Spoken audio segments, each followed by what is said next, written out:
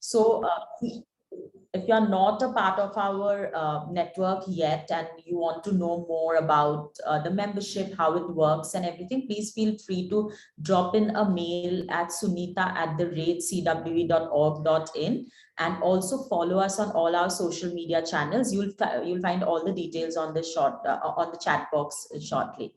So without wasting any more time, I would like to go ahead and introduce Mr. Bhatnagar, a professional certified coach from International Coach Federation, USA. Raju specializes in addressing behavioral performance, leadership, and career transitional challenges. Having worked with global organizations, he's an appreciative of sensitive to cultural differences and nuances, which enables him to bring an added dimension to his coaching engagements. Raju is a founding member of the European Mentoring and Coaching Council's APAC regional chapter. And Raju has been our catalyst and helping us with a lot of strategic planning and decisions at CWE too. So very, very glad, Raju, to have you with us today. Over to you, Raju, to quickly say a few words before we move on to the questions. Sure. Good evening, everyone. With a topic like this on leadership and strategy, one always wonders how deep or how shallow should one go. So what I'll do is, I thought what might be best is to take a couple of minutes, give you an overview of what I think leadership is, and what are the components, broad components as far as strategy is concerned. From my perspective, the way I see leadership is that it's the ability to positively influence people or systems that are under one's control, to have a meaningful impact and get the stakeholders and the people who are involved working for the leader to enthusiastically and willingly achieve the goals. So briefly, I mean, that's a mouthful of a definition, but that's what it is. From a strategy perspective, the way I look at it, there are 6 components. The first is defining one's vision, which is an aspirational description of what the organization wants to achieve. The next comes after the vision comes the mission. The mission is an organization-wide goal on how the organization plans to achieve that vision. So that then sort of outlines the why and the how of what is intended to be done as far as the vision is concerned. The third is setting the objectives, which are specific results to that a person or the system aims to achieve within a certain time frame. So once you set your objectives, then it's like setting the path and towards a goal. Fourth is defining one's strategy, which is a long-term plan to achieve the objectives of the organization, which was the third set. Fifth is outlining the approach. That's the methodology to execute the strategy. And lastly, getting down to tactics, which is the nuts and bolts on projects, programs that allow the organizations to execute on the strategic plan. And that really is the key, because actions is what translates into getting all of these right up to the vision translated into reality. So very briefly, in a couple of minutes, that was my capsule as far as leadership and strategy is concerned. There've been tomes and tomes written about this. So, I mean, we could spend a month of Sundays trying to do that. It will still be incomplete. So, Ayushi, over to you. And I'm on the firing block and firing line, if I can call it that. Yes, thank you very much, Raju. So we have a set of questions that we have pre-received, and I'll start by reading a few of them, Raju. And meanwhile, I would request all participants to please put your questions on the chat box, and we'll be taking it as we go along. And participants, while we are reading out your questions, I'll call out your name. So if possible, and if your bandwidth is allowing, please feel free to come on video and unmute yourself for any questions that Raju might have for you. So the first question, Raju, is from Dimple Mehra. How does one mitigate offset talent team issues in our growth trajectory? Okay. Dimple, I needed to understand this a little better. Is it from a perspective of competitions among teams striving for recognition, or is it deviant behavior, which is pulling one team down to score brownie points on the other? So a little bit of elaboration, and then maybe I could try and respond to Thank you, Mr. Bhatnagar. Two sets of questions. One is that you reach a particular hurdle with a specific team, and then the team kind of either disintegrates or they move into other roles, and you're not able to the next team is not really able to scale up there. And the second yes is that the teams collaborate to a certain extent, and then the competition steps in, Yes, and then the collaboration kind of goes for a toss. right. So Right. those are the two Okay, so the first one I think is, I mean, it's easier said than done. But the first one, if there is certain work that is being done, it is good to have the knowledge that exists in the team institutionalized. And once you institutionalize the team, whether it's through an SOP, whether it's through a book of knowledge or any such thing, and have an anchor in that team who is then able to walk a newcomer or a new team to give them the gist of it along with that documented process. And that helps transition the knowledge. Plus, it makes sure that the knowledge that the outgoing team has garnered, has collected, is not lost. Because quite often there is excellent work done, it's not documented, and 3 years later, when somebody does that all over again, somebody wakes up and says, "Hey, but we'd done this early." So that is one part of it which a large number of people are a little neglectful of. Everyone is in the euphoria of having completed the job and then move on. So it requires a bit of rigor, and that's why I said it is easier said than done. The other one, where you step into deviant behavior and trying to score brownie points, very often that is a result of lack of clarity in terms of roles and responsibilities. And if the roles and responsibilities overlap, then there is always a risk that one will try and steal somebody else's thunder to try and benefit that individual himself or herself. So one way of going about it is to try and have as much of clarity as possible with as far as roles and responsibilities are concerned. It's easier for a large organization, tougher for a small organization, because a small organization, each individual wears multiple hats. But for a small organization, it is good to have deliverables outlined, who is going to be responsible for what deliverable. And if there is collaboration happening, then while there might be a primary results achiever who is going to get rewarded, the fact that the teams or individuals have collaborated also needs to be recognized and rewarded so that it fosters positive behavior. So it's by doing, by showing that this is something that we, as an organization, we would encourage. It takes a little bit of time, but it falls in place. Thank you. So documentation of processes, and Very also, important. yes, and matching the deliverables to what is asked for. Thank you very much. Sure. Thanks, Raju. Thanks, Dimple. Moving on, the next question, a little employee related again, is from Nina Patil. Nina, you are here with us. So please feel free to elaborate if required. So Nina has said how to keep the millennial employee engaged. Okay. I wish I wish there was a secret recipe to that, because then everyone would have been able to do that.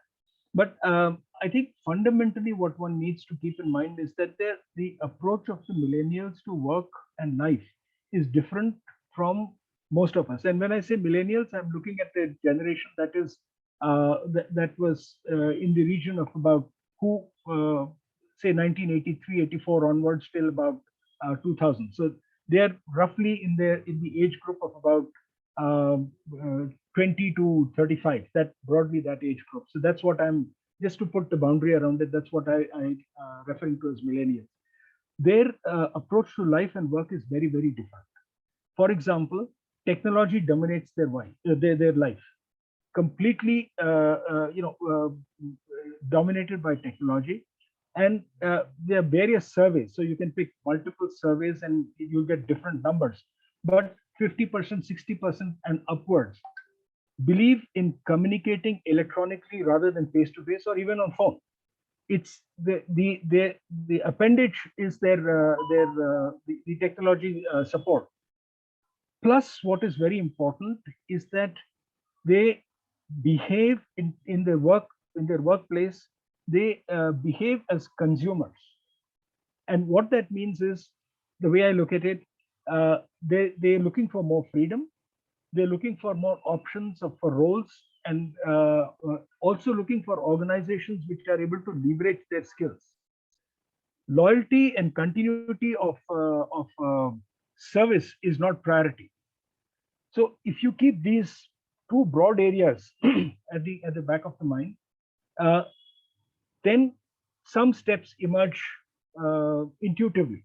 Steps like there is a value system that they subscribe to, and therefore an organization that supports diversity is something that a millennial would feel more comfortable working in. Something which offers career growth, which offers learning opportunities, development opportunities, would again make a millennial feel comfortable. If there is more digitization, or there are digital options which are available for communication interaction, helps enhance levels of comfort. Hybrid working, especially post COVID, is a big plus.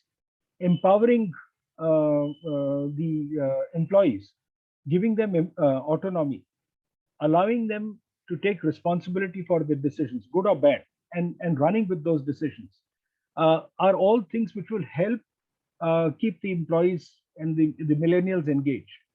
Uh, Communication is again a big thing from the organization, from various levels in the hierarchy of the organization.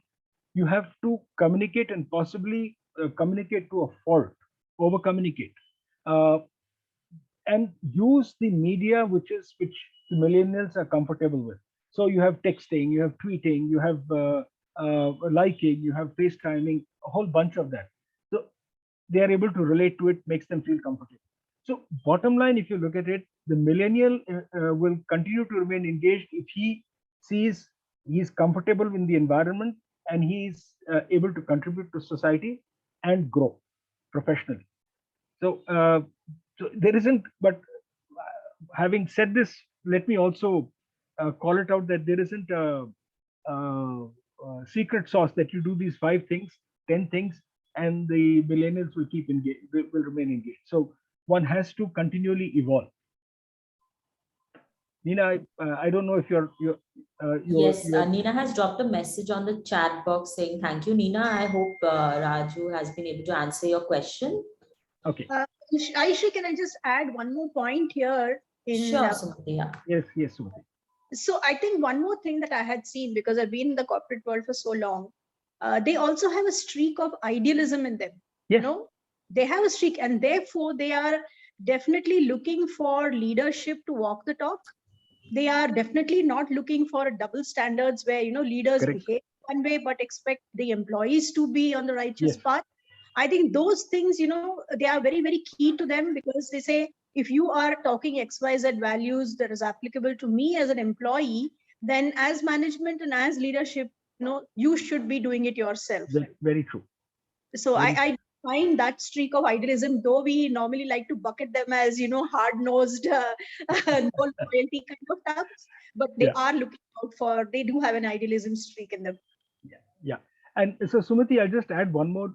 I mean, I didn't mention this specifically because what it boils down to is being authentic. Yeah. It talks very highly about authenticity. Absolutely. The other piece which I briefly alluded to was doing social good. So if there is a robust CSR program which engages the employees, it is again another mechanism to engage. So there are multiple levers. I was just calling out a few of them, and you're absolutely right. Authenticity is a big thing. Thank you for pointing that out.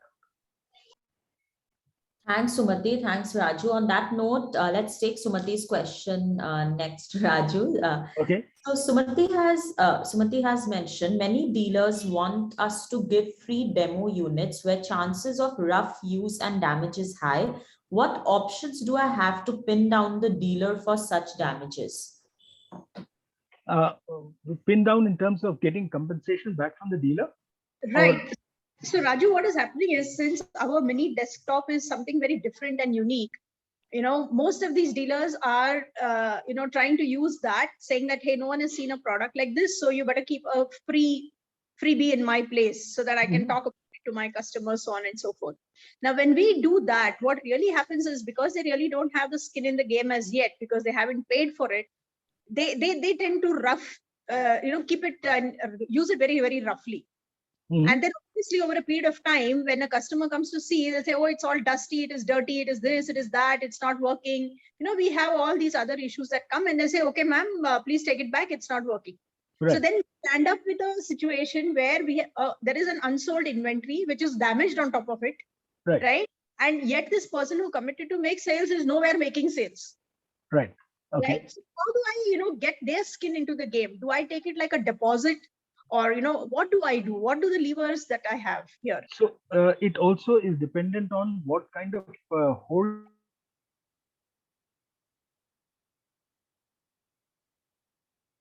have a hold that they are going to be keen to push your product, and they are seeing that this is going to enhance their volume of sales, their footfall, and so on and so forth. Then there could be something, there would have to be some briefing, some training that this is how you handle it. I mean, for example, when you go to a store which sells a mobile phone, they display it, it is anchored, so you can't really chuck it around the place and figure out, do a drop test like it used to be done for the black telephones at one point in time. They take care of it because A, they've been told, B, they have been equipped to do that.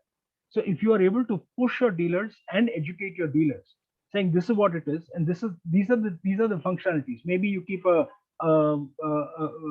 sort of a brief A5 size brochure along with that, so that people can browse through a flyer kind of a thing, which will help individuals know. The other piece that you could also look at is to create awareness, is to go heavy on social media in terms of letting people know that this product exists, and see if it is worthwhile creating an exclusive arrangement. Instead of going mass market with dealers, I will have a small set of dealers with whom I am able to handle it better, and therefore creating a kind of exclusivity on that.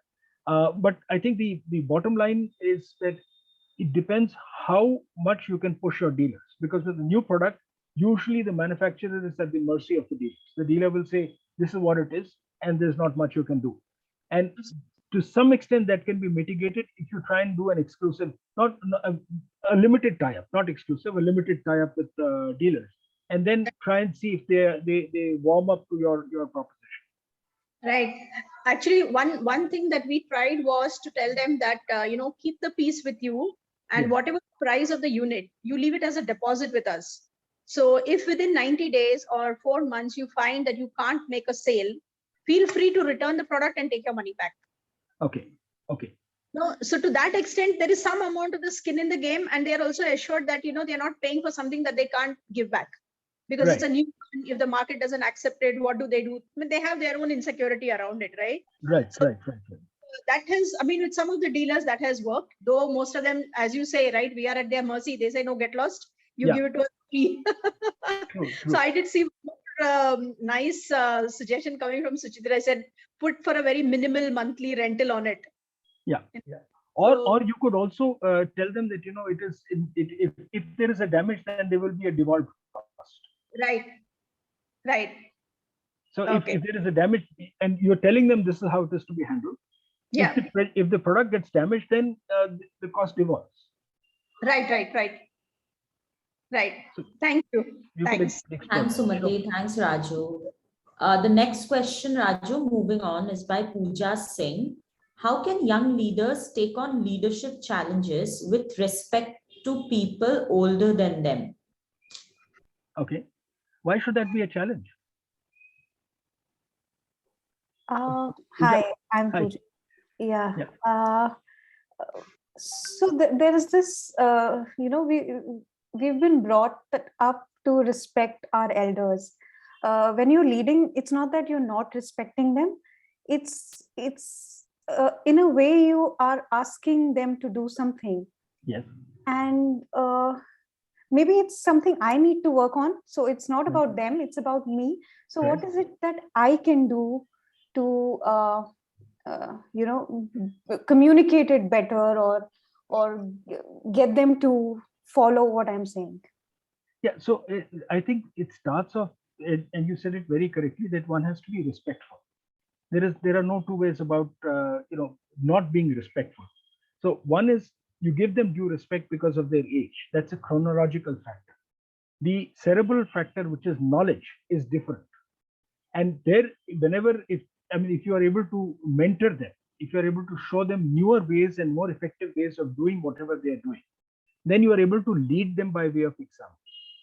So if you're looking out for those opportunities where I can help them achieve something, or if there is something new that is happening, you have a sort of a coffee get together in the evening or during lunchtime or whatever, and say, guys, this is what I've seen.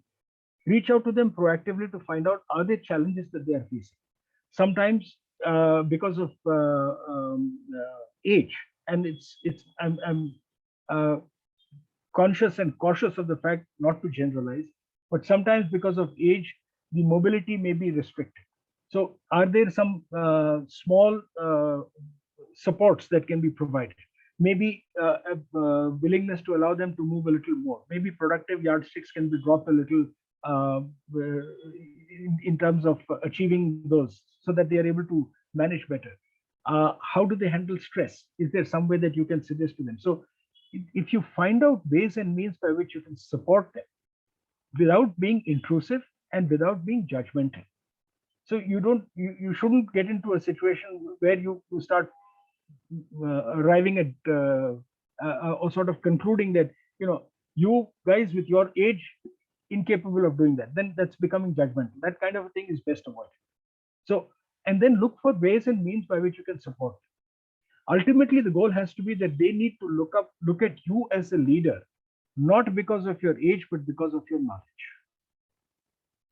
And that's the bridge that needs to be put together to be built. Got it. Thank you. Sure. Welcome. Thanks, Raju. Thanks, Pooja. The next question would be from Bhavna Belani. Okay. How do I motivate the team, especially since they are of different ages, comes from different backgrounds, and have different expectations and aspirations?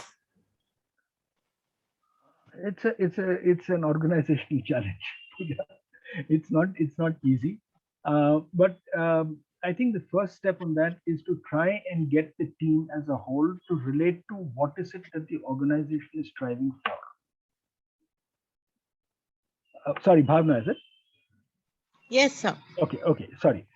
So what is it that the organization is striving for? What are the goals?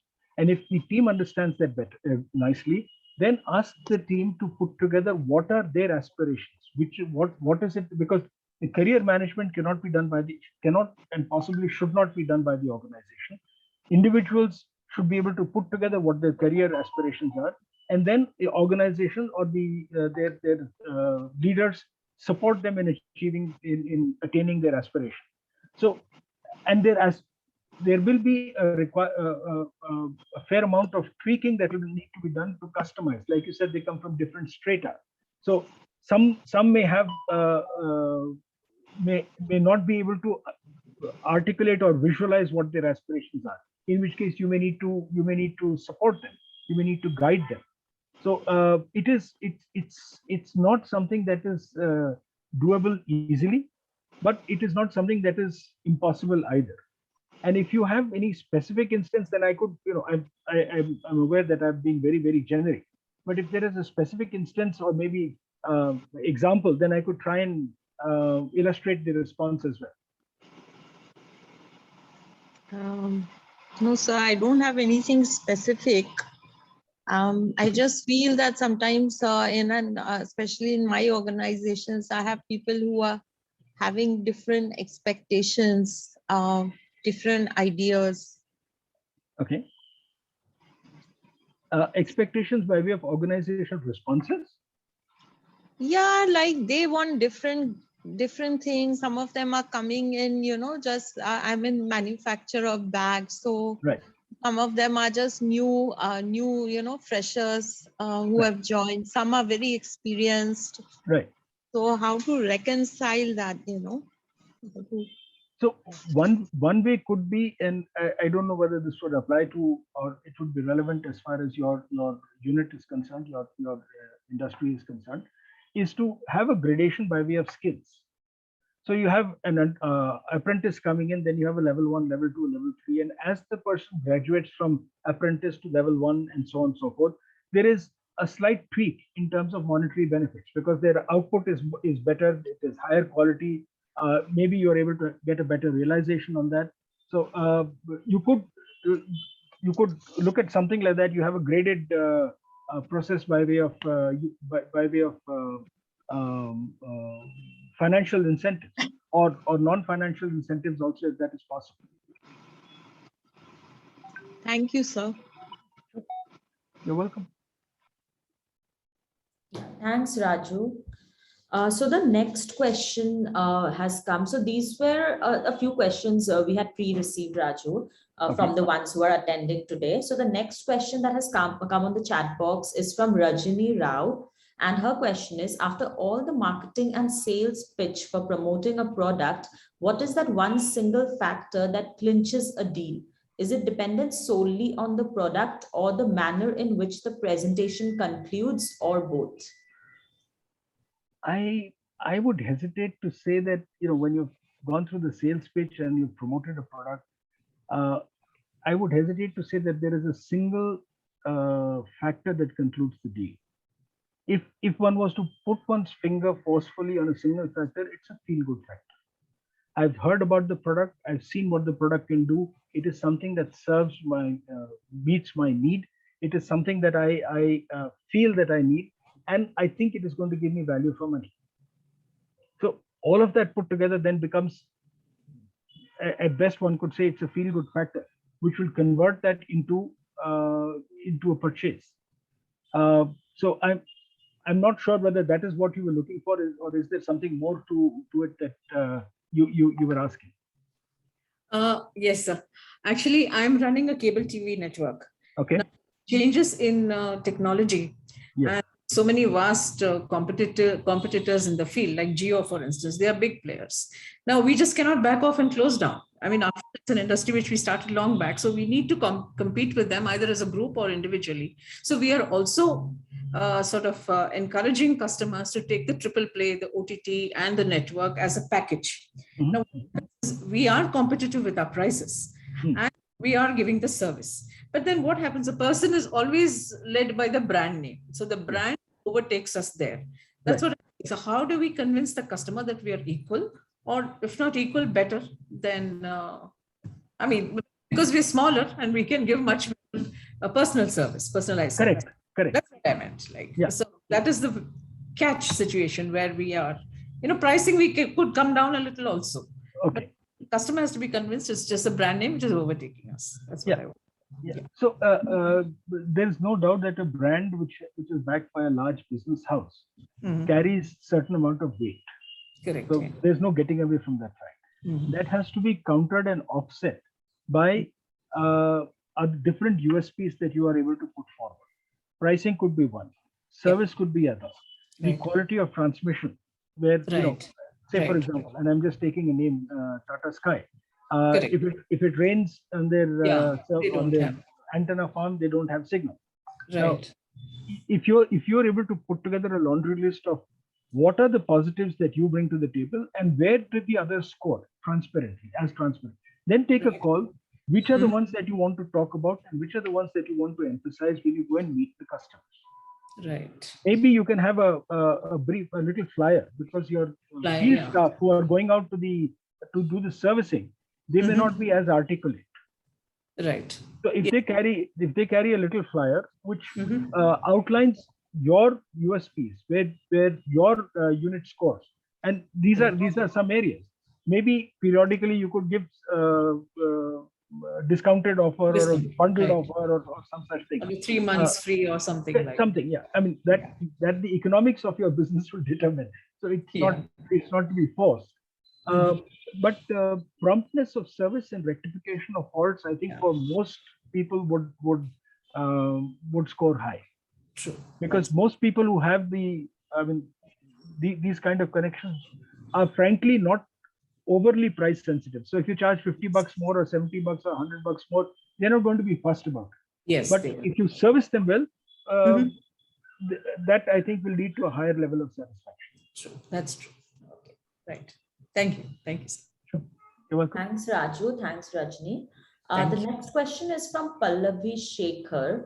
So Pallavi's question is, what are the 5 best practices we have to inculcate in sales strategy? The ability to sell.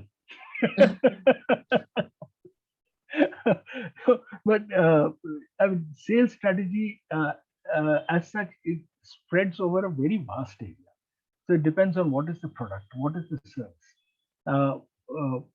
Is there something? Is there a USP that you have? What is the price point? And how are you building your strategy? Are you using social media, for example? If you're using social media, what are the various levers that you're using? Is it just a Facebook? Sorry, if it's just a SMS blast, or if it's a Google ad or a Facebook ad kind of a thing, is it being analyzed? Is there a closed looping that is being done? And that would apply for pretty much all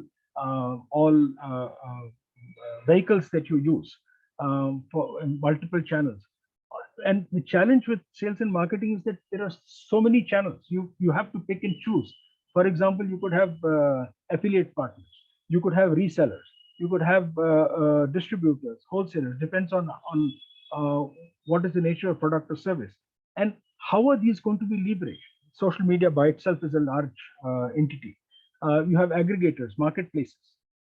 So which one of these is to be picked up? The strategy for each one of these is going to be different. How does one build on that? So again, like I asked a little while ago, if there are specifics, then maybe I could try and address that. But otherwise, it becomes very generic, because it's not a common thing that sits across products and services, across all platforms, across all channels. It has to be specifically tailored. Okay. So can I, Ayushri, can I, ask him? Yes, please. Yeah. Yes, let's take, if you can keep it a little crisp and short, Pallavi, that would be good, but please go ahead. Yeah. No, actually, the best practices, whether it is service, industry or a product industry. Okay, so there are basic things which we need to follow, being a sales and strategy. Setting up sales and strategy. I heard you, with the different industry domain, we need to shortlist, what exactly our target market is. Based on that, we have to set up. Okay, Correct. but at the same time, nowadays, since it's a very competitive world and digital world. Okay, Yes. so keeping this, of course, as a generic strategy, is there any kind of a basic practices which we have to at a studio level, Okay. level, if we Right. have to strategize, what do you suggest that? Thank you. So 2 or 3 things, and I'm looking at it specifically from your business, which is architecture. Would that be a fair assumption? Yes, yeah, perfect. Actually, thank you. Okay. Okay. So I'm looking at specifically one. The biggest sales and marketing strategy would be customer referrals. So individuals or organizations who are satisfied, for them to issue testimonials, for them to do an endorsement, in the sense that I've done client A, I'm meeting client B, and I tell client B, I've done work with client A, you can check with them. So that referral is something that would work very well. And to broaden the reach cost effectively, you could also leverage social media to the hilt. And with social media, there are multiple avenues that you could use. But it would be good to have somebody who is familiar with the various levers of digital marketing when you start leveraging social media. Usually, what happens is we pick up somebody who does some kind of a campaign, and it is indifferent. It doesn't have any positive or negative result.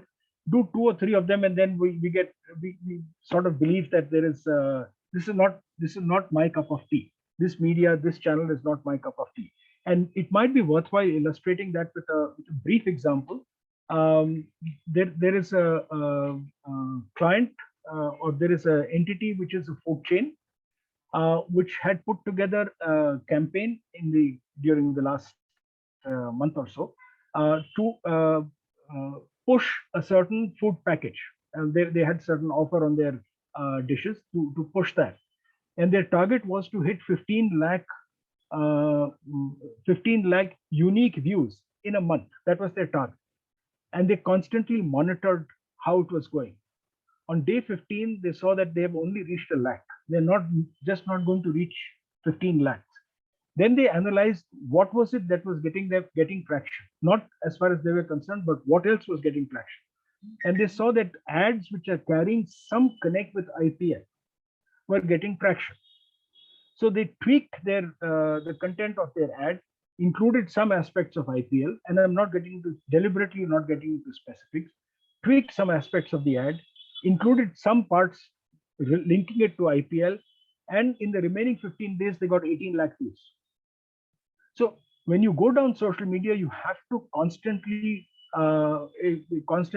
track it, constantly analyze it. So with social media, it's typically a closed loop. You do a strategy, you do your planning, you advertise, you listen and engage, listen to what the market is saying, engage with that, analyze, and then close loop back again. And that has to be managed very, very carefully. But that is cost effective. You could do it either paid or you could do it free. I mean, both work as far as social media is concerned. Very briefly, that would also apply to your industry, which is architecture and design. Yes, sir. Thank you so much actually for the feedback, inputs. Yeah, thanks Pallavi, thanks Raju. Raju, moving on, we have the next question from Sajia. And the question is, what is a good conversion percentage in B2B sales and how often should I revisit my B2B sales strategy, including pricing? That's a I would hesitate to put a sort of a peg saying that this X would be a good percentage, 5, 20, 50, 80 would be a good percentage.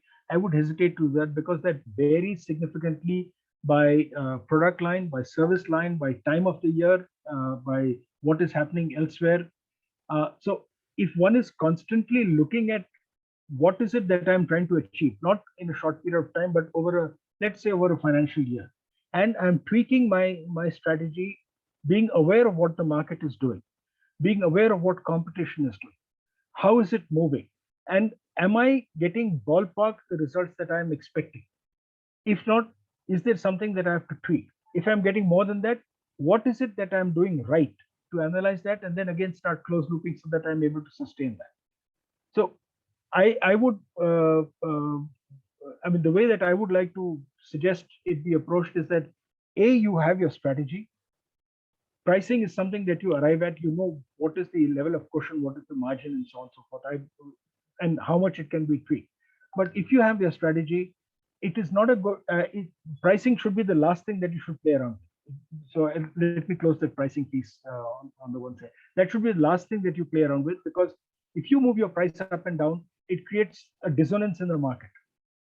Look at the other levers as far as strategy is concerned, whether it's B2B or even a G2B, B2G, sorry. Look at it, what are the other levers that can be leveraged? And are you in the ballpark as far as your overall conversion rates are concerned? Have you grossly underestimated or grossly overestimated, and you're just not there, and therefore that requires a revision? So those are the kind of introspection questions that need to be asked. And it is good to have somebody, I'm actually using a strong word, it's good to have somebody who's a cynic in your team who will always find fault. If you have a cynic on your team who will always find fault, he will force you to fine-tune your strategy and not become complacent. Hey, Raju, I notice a lot of questions coming at you on sales strategy. So yes. Are you okay with that? Yeah, it's okay. And that's why I keep asking, going back to each one, and I was about to ask that to Shazia as well, that is it something that, while I'm giving a generic sort of a response, is it something that is addressing the issue that you raised? Yeah, so if I may add, Raju, thanks for the answer. I think I would say I'm struggling currently because though you said that pricing should be the last and we should look at a lot of other levers, I work in the sustainability space, which is a very new, I wouldn't say it's a new concept, but it's a new adoption to a lot of corporates in the moment. Though people come to us with an expectation saying we will tell them the story of how a product is produced, made, ethically done. But when it comes to pricing, right, and seeing the PO getting the PO, price beats us hands down a lot of times. And it is not something which is new to understand that some sustainable products do cost a lot of money because of the effort and the handwork going into it. Right. Now, there is this obligation of corporate to align themselves to certain goals, sustainable goals, but there is also an obligation of procurement to keep their PO to the least amount possible, right? Yes. And there is a constant battle. So I have lost a ton of orders, okay, because of pricing, right? And getting my unit economics right, I have done that exercise, but because there is an inflation, the raw material cost changes over the period of time, and it's very frequent, especially in the recent times with fuel, impacting. We are seeing that even that, rupee to rupee matters sometimes per product. So I was trying to understand that, am I not doing it right? Or is it that how do others bag that order? Is it just the price or something else, right? So we are good in delivery, we are good in quality, we are good in showcasing. We are trying to, get the right references for the client if they want to see. We are trying to sample it as well. What is that we are not doing right to understand? And I'm being very vocal here because I think I need, to know from someone who's been in that situation to see how they have come out of it and how they have at least seen that if your funnel is say 100, you convert a minimum of 5 to 10, from which is a good percentage I'd look for. Right. And typically the orders that you lose are lost to big brands or they're lost to equivalent brands? We actually don't get to know it all the time, but I think they are going to very mediocre brands as well. It's not that somebody very big brand has come into picture. Probably it is some sort of relationship, or somebody is a super stockist, or maybe. I think it is lost primarily because the people I know who have told me from the procurement side is that it's primarily lost because of pricing. Okay. And would it, some organizations do this, some industries do this, and I know for a fact that the IT industry does it. They do a loss analysis. You'll be surprised, Raju, if I tell you that IT industry, especially the Indian headquarters, right? The Indian IT industry is doing it. I don't see that challenge when the headquarters is in US or UK. I see that as a challenge when headquarters in India. So Shazia, what I was saying is that the IT industry does a loss analysis when they don't win an order to figure out why is the order being lost. And that might be one way of trying to figure out what are the root causes, why an order is being lost. Is there something that you are missing? The other option could be to try and reach out to one or two companies with whom you bid, with whom you have a decent relationship, to have an offline conversation which is not with the intent of getting an order, to understand what is it that you had missed out. And why was it that the order, not getting into details of pricing, not getting details into who or quality and so on and so forth, but seeking advice from them. What is it that I should be doing so that with somebody else I'm able to get it? If you have a good relationship with one or two clients with whom you missed getting an order, to reach out to them and ask them what it is. The other piece, third piece that you could also look at is that there are a number of organizations which have a preferential procurement policy. When and they push for organizations which are differently owned, which are women owned, which are ethnically minority owned, and so on and so forth. Now, is there something that you can leverage on that? That's also something that you could explore. Okay. Sure. Shazia, I hope that has answered your question. Thank you. Thanks for that, Raju. Thanks, Raju. Raju, with that, we come to the end of the questions we have received until now. Okay. However, we are open to maybe take another one question, Raju. Is that okay? Yes, One that's or okay. two questions. Yeah. Sure, And if sure. I've missed reading out any of the questions of all of you who are present here, please feel free to unmute yourself and ask your questions. And even if not, just feel free. We'll be taking the last two questions. So please feel free to shoot your questions. The ones who have not been able to ask their questions yet.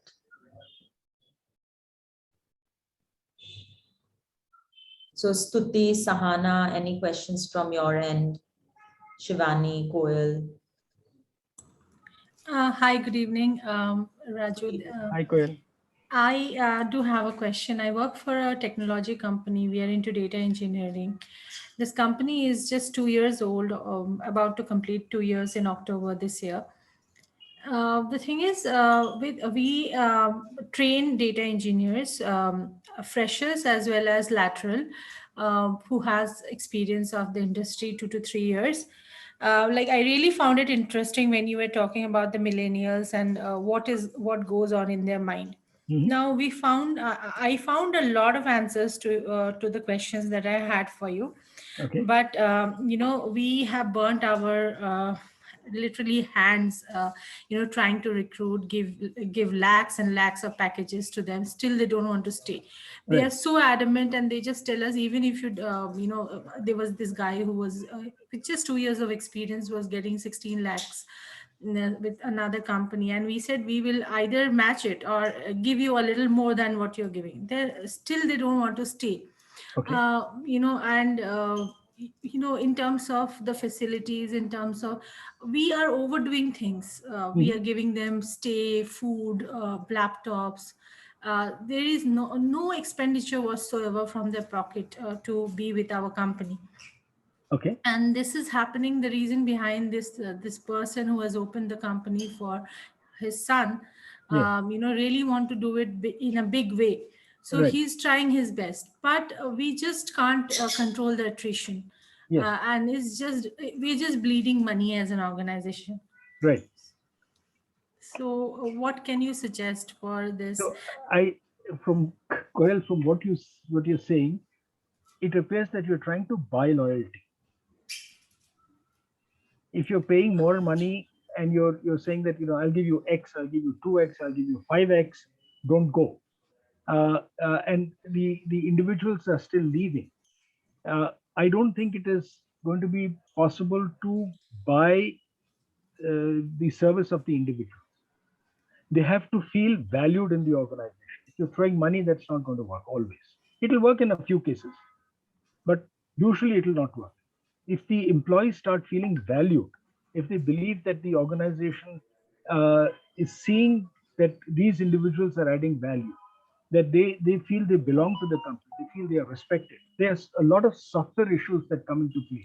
If those are the aspects which are there, that is something which might help, because in the exit interview you won't get anything. You will get the politically correct statements, or you'll get somebody who's completely off on the deep end.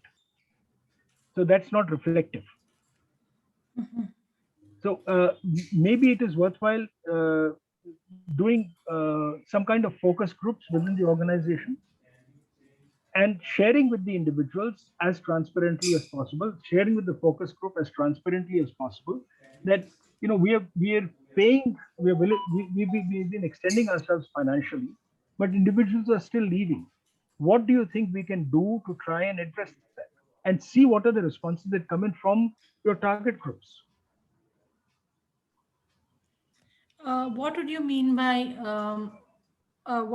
by focus and target? Focus means the management, and the target means the engineers.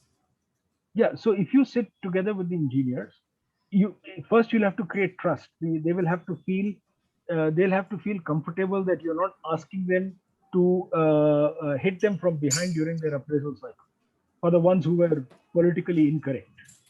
So A, it is establishing that, and B, turning around and asking them, what is it that we should be doing so that you guys feel that you belong to the company? Money is one part of it. Do we, for example, I'm not saying this is happening, but there could be toxic management. There could be the conversations that are happening are not very encouraging. They're not very supportive. Now, nobody is going to say that, so and so spoke to me very rudely or did that. Just get up and go. And this is a hot area. Data and analytics is a hot area. So they step out of the office and they'll have 3 offers. That is true. That is exactly where we are facing the challenges. So maybe the issue is not with money, it is somewhere else. That's something that needs to be drilled down to identify. Okay. All right. So I'll take this to my management. I mean, these are really good pointers. So maybe we have to reflect on what we are doing wrong. I may not be wrong. It might require doing the same thing differently. Right. Thank you so much for these answers. Sure. Thanks, Raju. Thanks, Koel. With that, Raju, we have come to the end of the Q&A and almost on time. Just one last question from us, Raju, and I think that would, help us wind up the session and also be helpful to everyone present here. What are the guiding principles for creating leaders in our team, in anyone's team, basically? So if you could maybe share a few guiding principles, and that is something we could leave away with from this session. Okay. For a leader, the leader should be ideally an individual or a set of individuals the team can look up to. They should be able to guide the team. They should come across as being people who are humble, who are not carrying chips and blocks on their shoulder, being approachable, and not wanting to. There are lots of people who want to score brownie points. Where I have more experience, I have I am higher up in the hierarchy, but I turn around when somebody comes and asks me, I belittle the fellow by saying, "Oh, you don't even know this much." Anyway, since you've come to me, I will tell you. Sitting like the Oracle of Delphi. So, being humble, being knowledgeable, being approachable, not being judgmental, and willing to articulate or being able to articulate where we want to take the organization, and willing to accept faults when one does make when one goofs up. We are human, we will make mistakes, and if there is a mistake, you stand up and say, "Guys, I'm sorry, I goofed, but I'm going to make it right." It creates a lot of confidence in the minds of the employees. Being honest, and that's what that's what was pointed out about being authentic. Sumati had pointed out, being authentic, and that's the generation that we are referring talking about. Thank you, Raju. That was wonderful. And I think the perfect question to close this AMA with.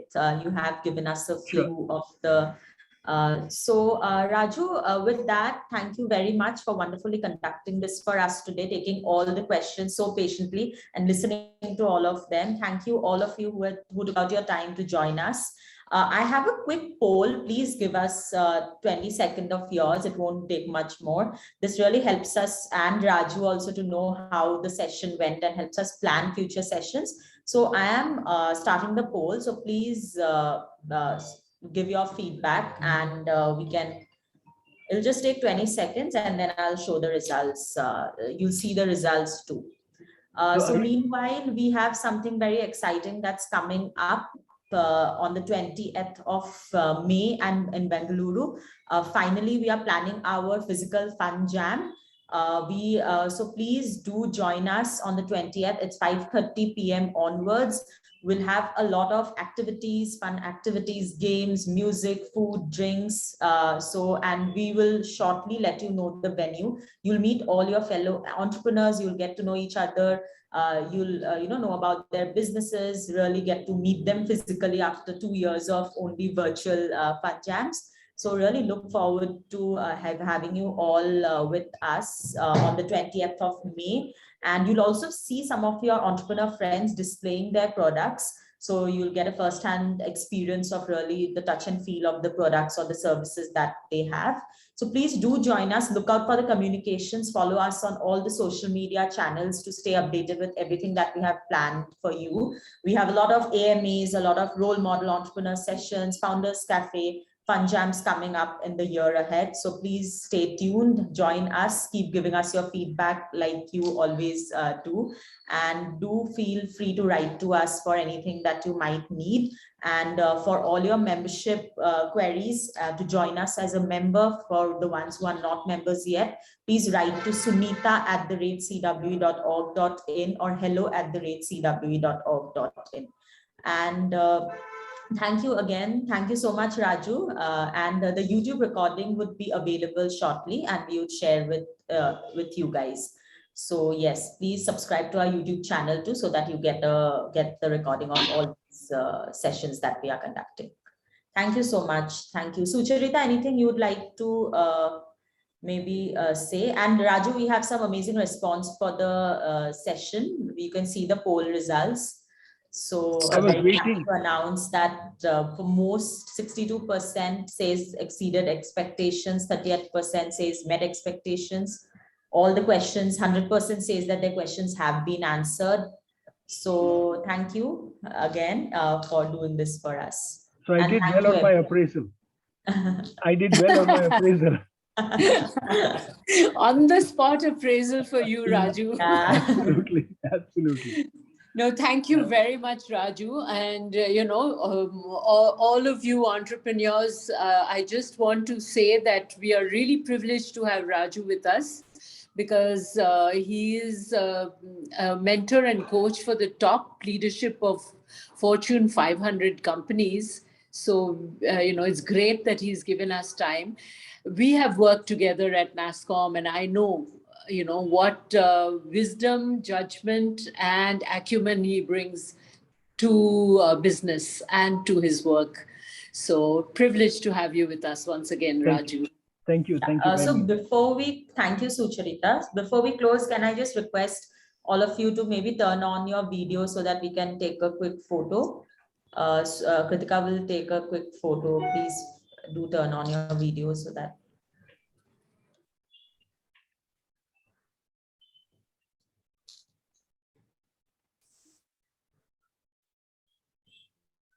Kritika, you're taking it? Say when you're done. Yeah. Yes, I can.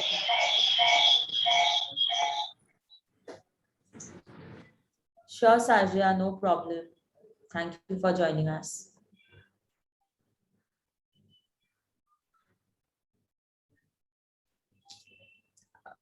Are you done, Kritika? Is that? Yeah, done. Okay, thank you, everyone. Have a lovely evening ahead and a great week. Thank you. Thank you. Thank you. Thank you. See you on the 20th, all of you in Bangalore. Bye-bye. Bye. Bye. Bye, Raju. Bye, Sucharita. Bye. Thank you.